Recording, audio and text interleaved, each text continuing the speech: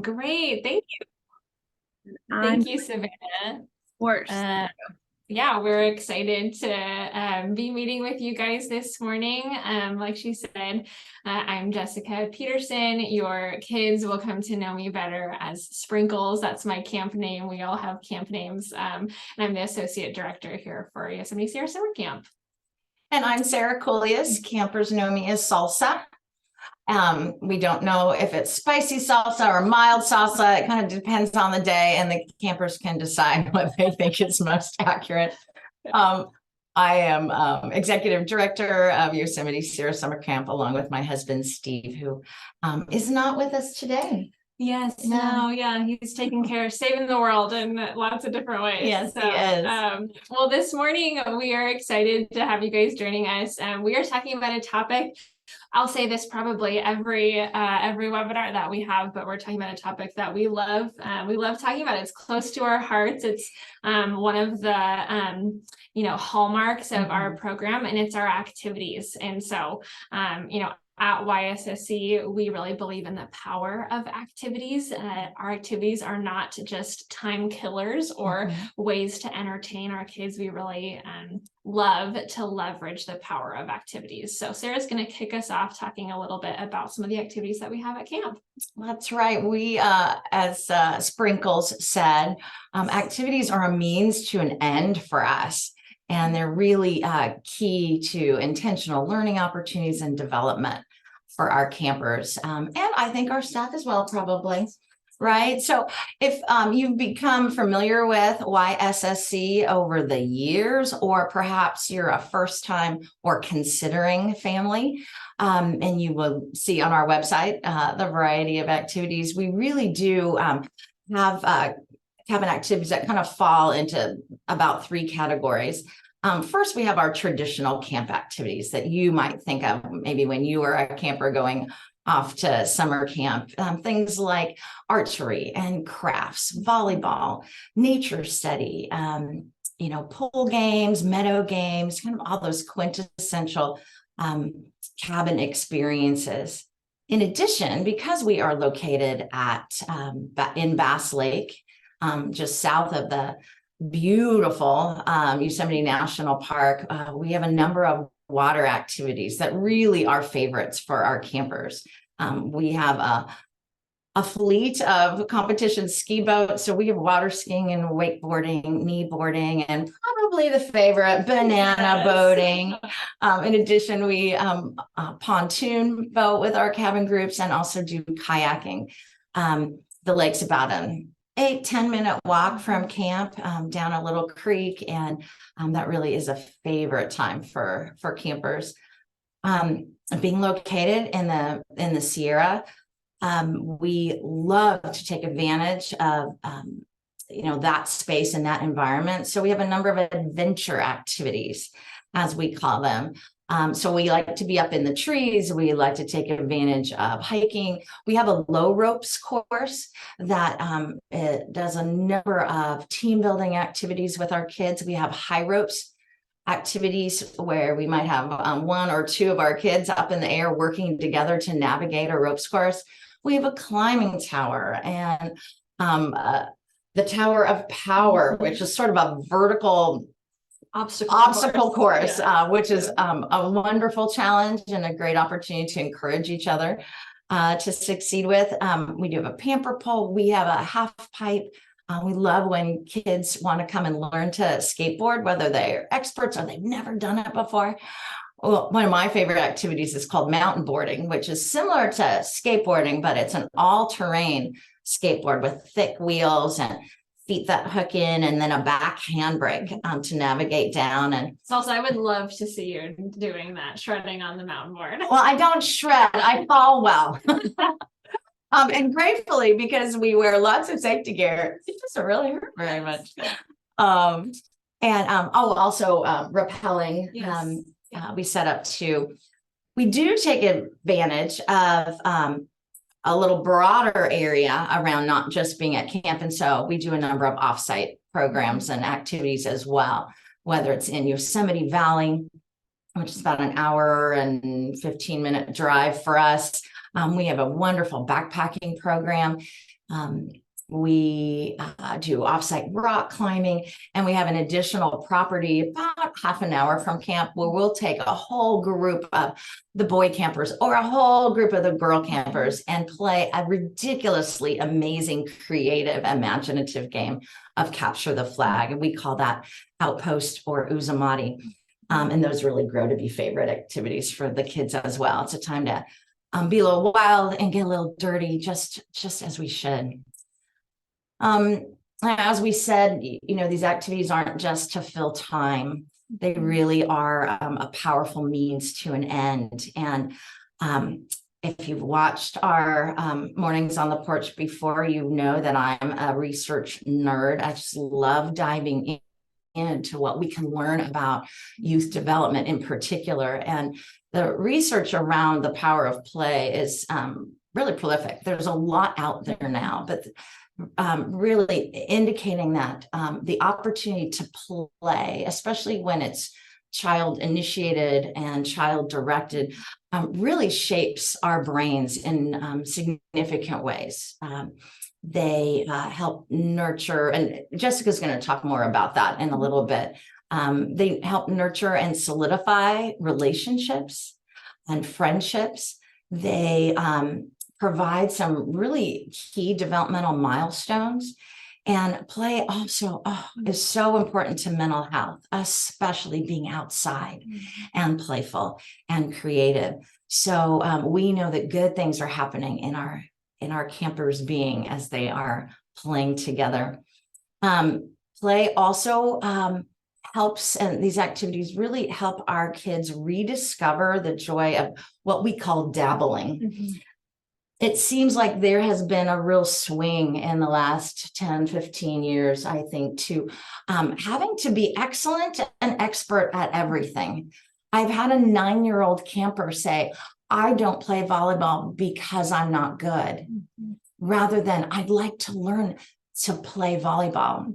And he already figured that because he wasn't going to be excellent or wasn't excellent yet, that he didn't have a place there. We really, really want children to know that we try activities for the joy of trying them, not only to be expert, not only to be varsity level. So let's do an activity just because it's a cool discovery, because it's fun to do it with friends, because we get to see if we have an aptitude.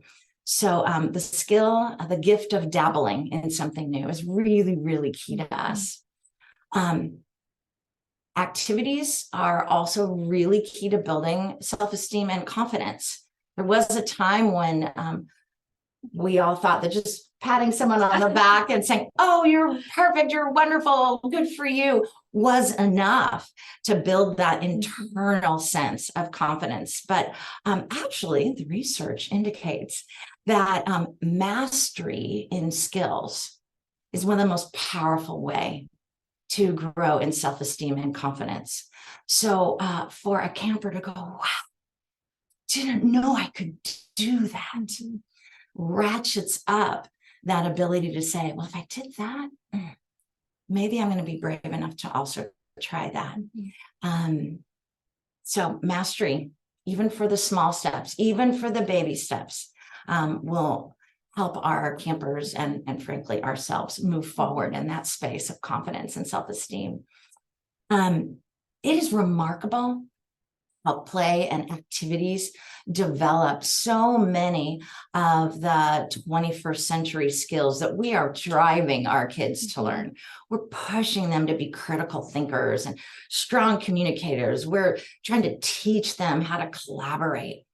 But learning that through someone telling you about it is not as productive as doing an activity with friends and realizing that, oh, how can I do it even better? How can we get along better? We're not going to win until we get along better. Or, oh, if I hog the ball too much, that's impacting my relationships. I'm going to learn to pass it a little bit more. Wow, learning those skills like collaboration, communication, critical thinking, and problem solving through play, so profound. And I think the last really, really important point I'd like to make about the power and the value of activities at camp. We are a faith-based program. We're a Christian camp striving to help our campers understand that there's an unconditionally loving God who wants to know them and wants to help grow them. And very often, after a cabin Bible study time, or a time maybe listening to a guest speaker or singing a song enough times that those words kind of trickle in, our campers get to actually exercise what they just learned. So if we've been talking about the power of trust and trying to help our campers understand you can trust this unconditionally loving God. Well, now I practice trust up there on the ropes course. And I've got to be confident that that rope I'm tied to and my helmet that's on is going to keep me safe as I do a daring act. Many times campers have come off the ropes course and said, wow, I understood trust better. Now I get it. What a profound way to do that. And so if we can teach those little baby steps of faith through play and through activities, I'm all in. Well, as you can hear from Sarah, we expect our activities to do a lot. We have a tall order for that chunk of time. And so I'm going to spend a little bit of time talking about how we actually accomplish those things. How do we take an activity from just a time killer to a powerful shaper, a powerful tool for shaping and developing your child? So, two things that we embed in all of our activities. All of our activities touch on two important aspects. They grow our campers' external skills and their internal skills. So let me talk about external skills for just a moment. These are skills that are physical, observable skills.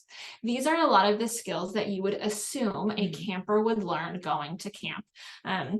Particularly skills that maybe if a camper goes to like a sports camp or something like that, they're learning these physical skills that they're learning to master. So for example, your child is learning how to hold a bow and arrow. That takes some body coordination, and especially for some of our younger campers, getting that arrow all the way back to their ear, can be challenging. And so they're learning how to do that. Or, another example is learning how to climb up the rock wall. How do I, coordinate my body in such a way that I'm, reaching with one hand while I'm pushing with another, and different hand-eye coordination skills, all of that. So those are external skills that our campers are learning when they participate in these activities. But we don't just stop there. And learning external skills is fun. It is a blast. I personally love it. And our campers learning how to hold on to the banana boat for their dear life, they're loving learning those skills. And so learning those skills is a great place to start. But like Sarah has said, we expect so much more from our activities. And so this is where we transition into really using these as powerful shapers by honing in on these internal skills that they are learning. And so the internal skills that they're learning in every activity, these are transferable life skills.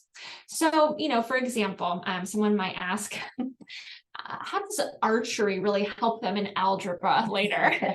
This is what we're talking about. It's those transferable life skills. And so these are the skills that are developed in camp activities like relationship building. Sarah mentioned a couple of these: teamwork, how to communicate with someone who's belaying you, things like empathy and how to encourage their cabin mates. Listening skills, very important for those safety instructions that we start out every activity with. And certainly patience, perseverance, learning how to develop grit to keep trying, courage for that tall rock wall that they're a little nervous about. And certainly critical thinking and problem solving. How do I get from point A to point B in this activity? And so there are so many, those are just a few to name. There are so many internal skills that they are developing and learning, when they're doing these activities. So for example, I love using the climbing wall or archery, one of our kind of classic camp activities. So let's use archery, for example. As your kiddo is learning hand-eye coordination and aiming, learning how to stretch that bow and arrow, learning how to follow instructions and accomplish each step of the activity. Man, they are also learning listening to those instructions. They're learning perseverance. Man, you're not going to get a bullseye on that first time, and that's okay. We learn how to fail. I loved Sarah even remarking, I learned how to fall on the mountain board. That is such an important skill. They're learning how to goal set. I'm going to try to get in the yellow ring this time. So they're learning how to set goals because they won't get a bullseye the first time. And that's so important. They're learning patience as they wait for their cabin mates because, we only have a few at the range at a time. And so you wait your turn to get to, shoot your 10 arrows. And certainly critical thinking, man, I lifted my elbow just a little too much on that last one. And with the help and guidance of that instructor who's coaching that kid, okay, I'm going to lower my elbow and I'm going to think through how to do that a little differently. So those are some of the internal skills that a kiddo can be learning while they're at archery. And, as a parent, you might be saying to me, Sprinkles, my 15-year-old son and my 8-year-old daughter are not going to sit there and reflect on how they've developed grit. And I would tell you, you're exactly right. And so that's not naturally anyways. And so that's a skill to be learning. And so all of our activities actually wrap up about 15 to 20 minutes prior to the end of that activity period, so that their counselor and that activity specialist who's been teaching them and coaching them all along can guide them in the skill of reflecting and naming important areas of growth during their time during that activity. And that, while they might think that that's just the little add-on, that's the meat and potatoes of that activity. Them learning to say, wow, I was brave on the rock wall today. That goes home. They might remember some of the lyrics and all of that of camp songs, but it's the courage, it's the confidence that goes home and helps them master algebra later that year. And so we train all of our staff to be really coaching their cabin and their activity period to be leading those debriefs in meaningful and reflective ways. So how else besides just our external and internal skill building, how else do we help our activities really carry the power punch that they do?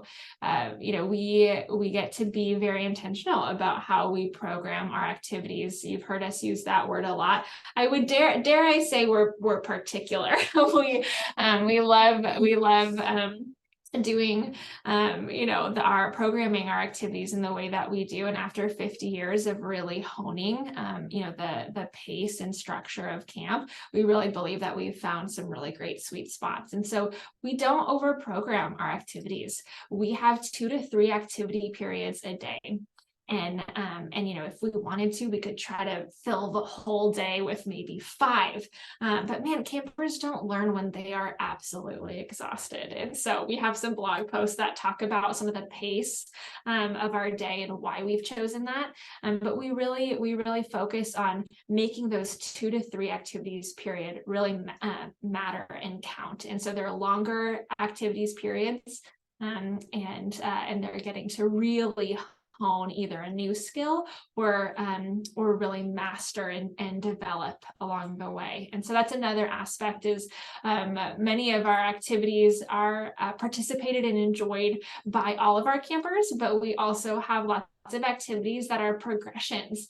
And so your first time camper might not do them because they're going to grow into that based on age appropriate skill levels. And so some of our high ropes course, for example, is a graded program. We have low ropes course, and then we have the climbing wall that our youngest campers are able to do. But we have them grow into and anticipate coming to master a more challenging activity as it's appropriate for their age development. And so that would be then stepping into our high ropes course when they're a little older. That's true for our backpacking program as well. So we have a number of ways in which our activities tier up, and they learn to challenge themselves as they come back for a second year, a third year, a fourth year, and anticipate challenging themselves more. And then, like Sarah mentioned already, our activities, we assign our activities. And so that's a huge part of our program that we're crazy about. We love for numerous different reasons. And Sarah mentioned quite a few of them already. And it's the opportunity for campers to try new things and dabble. We love giving them opportunities to pick what they want to participate in. So we have free time. We want them to learn how to, claim and make decisions and feel like they're contributing to their camp experience and picking that. But we assign them because it gets them the opportunity to get outside of their comfort zone and really challenge them with an activity that they might not normally try at home. Particularly, for campers that feel like they have a fear of heights, they might naturally try to avoid some of those. Well, that's where we want them to just try that next step of growth and challenging them. And of course, supported by all of the staff members that are encouraging them along the way. And then lastly, we can't forget, I'll wrap up after this, but cannot forget one of our, joys at camp, which is our evening activities. These are some of the activities that our campers come back year after year trying to anticipate when a certain evening activity is going to happen. And so we have these all camp traditional activities that we have, like a night game, which is a game where our entire camp, participates together, and staff, dress up in costumes, and there's a storyline, and they're working together to accomplish and earn points for their team. We have variety show, and it's not a talent show because you don't have to be the best, guitar player or the best, firefighter in a skit, but it's a variety of talents and skills and fun things to contribute to an all camp variety show. We have campfires, we have speaker time, we have lots of different ways in which we incorporate, what we call camp magic. It's that secret sauce that ignites that play. And in the meantime, they have no idea that they're learning all of these skills while they play. So I could go on about activities for a long time, but I think we have some questions. So unless you have anything else to add before we wrap up into some questions. No, I'd love to hear from you all. Any of you who've posted questions. Savannah, can you share any that have come in? Absolutely. We have a couple questions. We'll start off with this one. This one does seem to be the most common, but do all campers get to participate in all of the activities? So mainly scheduled ones, I believe, is kind of the direction, those two scheduled ones. Yeah. Yeah, well, I answered this one a little bit, but so the answer is no, not technically. So like I said, we have a graded program, and so we have activities where all campers will get to participate. All of our campers are going to get on that banana boat. All of our campers are going to go to crafts, and so we have those classic camp activities. But then we have some of our activities that are graded, and they're progressive. progressive. And so campers will learn to progress to that based on either skill level or based on, age appropriate developmentally where they're at, and setting them up for success in that. So that an example of that is like our backpacking program, our high ropes course. We have a couple of other ropes elements, rappelling and things like that. So that's part of that, them learning how to master and progress towards a more challenging, activity. Awesome. The next question is, does my child need to bring any of their own equipment? There's a half pipe. Do they need to have a skateboard? Do they need to bring anything to participate? That's a great question. Well, the answer is no, they do not need to. We don't want families running out to buy expensive equipment, especially if that child has never tried that activity before. So camp has all the necessary equipment for all of our activities.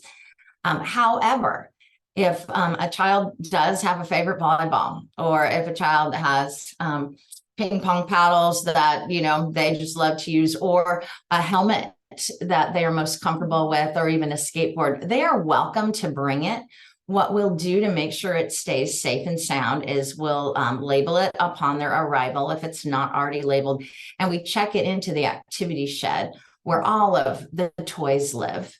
And that way it won't go missing from, a cabin, or someone might not, won't borrow it without asking. And so when the cabin group says, say is going off to the skate park, that camper can check out their skateboard and helmet as well and take it with them, and then choose who they want to share that with. So then we'll make sure that they bring it home safe and sound. Yes. But again, no, bringing any equipment is not necessary. We've got covered, even all the backpack equipment. Yep. Yeah. Awesome. One more question for you two.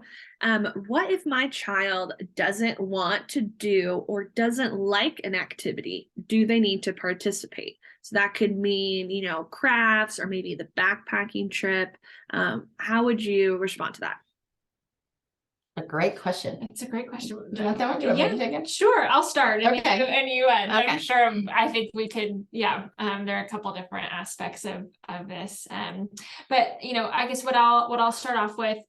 One is that's very normal. Not every kid is going to like every activity. We anticipate that. We know that, particularly if they've never tried it before. Sometimes it feels vulnerable to try something that you've never done before and put yourself out there.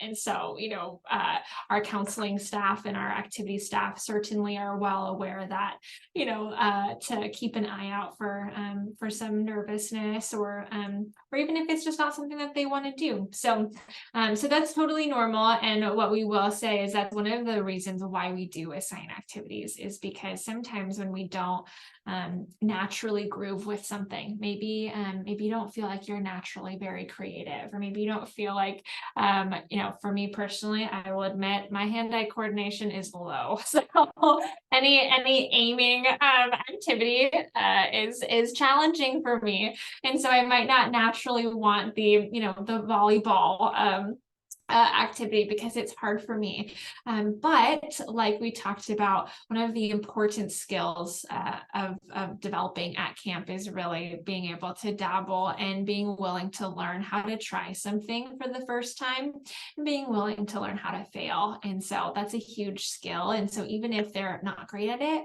even if they're not naturally wired to it, there's certainly lots of things in life, like perhaps some chores at home, that they might not like doing. Now, I tend to think that even the activity that they might not like is more fun than chores at home. But them learning how to say, I might not like this, but it's important for me to give it my best and participate. That's an important skill to learn. And so we really strongly encourage all of our campers to participate. They don't have to love it, but what we do say is they do need to try. And so, our staff are trained on, encouraging and coaching them in that way. What else would you add to that? You pretty much covered it. I think that things like being fearful or uncertain, or not wanting to maybe be embarrassed. You know, some of those are reasons why a camper may not want to participate, but we really do cultivate, I believe, a culture of we all try, we all cheer each other on. And again, that's the joy of dabbling. I think, for example, with our backpack program, so campers going into 7th through 10th or 11th grade, those are the ages of the campers that will go on a backpack. It's 3 days, 2 nights. It's their introductory trips. And, you know, our 7th graders, this will likely, and maybe even older, be the first trip they ever go on. And don't tell them, but that 7th grade trip is kind of more of a camp out than a backpack.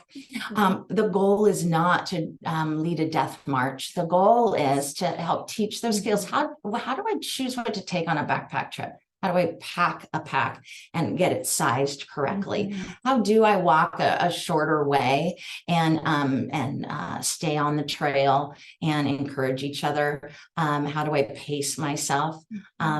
When I'm starting to feel really tired, how do I go a few more steps and also express my need maybe for a rest? It's amazing that when I'm getting tired alone, I often will start. But if I'm getting tired with friends, I can go a little farther. And that's a really important thing to learn. How do I set up a campsite? How do I filter water? All those pieces get to be taught even at that most elemental backpacking trip. Now, our 10th and 11th graders, they're going to have a more challenging trip. It's going to be 5 to 7 miles. They may even choose together to climb a peak and really feel like we did something remarkable. You feel like you're the only ones who've ever been in that place, and to see nature at that level. And for all the kids, you know, the stars in the sky on a backpack trip are unlike anything you've ever seen. And so we do challenge our kids to trust the process, trust each other, and head out on that trip together. And when they come back, the sense of accomplishment, the bonding between the campers and with their leadership is just unmatched. It makes all the difference in the world. I will say for this year, as you know, we've had unusual weather. And the high country and even camp right now is packed with snow. So early in this summer, we will have to be thoughtful about where we take our trips and things like that, because the snow will keep us out of some areas that will be open later in the summer. So we're still getting creative on those, but there might be some snow play and some snowball fights during our campouts and backpacks, which will be a blast in June and early July. So I hope we covered that question thoroughly enough. So yeah, we will encourage all of our kids to participate and try new things. Great. Those were all of the questions for today. Thank you for answering them thoughtfully. Yeah. Well, thanks for sending those in. Those are the regular questions we usually get. So you covered them. That's awesome. Great. Well, I'll go ahead. Oh, you go ahead, Sarah. Oh, no, I was just going to thank everybody for joining us today. If you have friends who are also curious about how and why we do activities at YSSC, please pass along the recording of this. And again, you can always call the office with additional questions as well. Awesome. I just wanted to share that our next Morning on the Porch is April 26th. We will be discussing the topic, preparing my child for their session. So that will be a great topic, and we hope you all will be there. Thanks so much, everybody. Thank you, Sarah, and thank you, Jessica. Absolutely. Have a great day, everybody. Yes.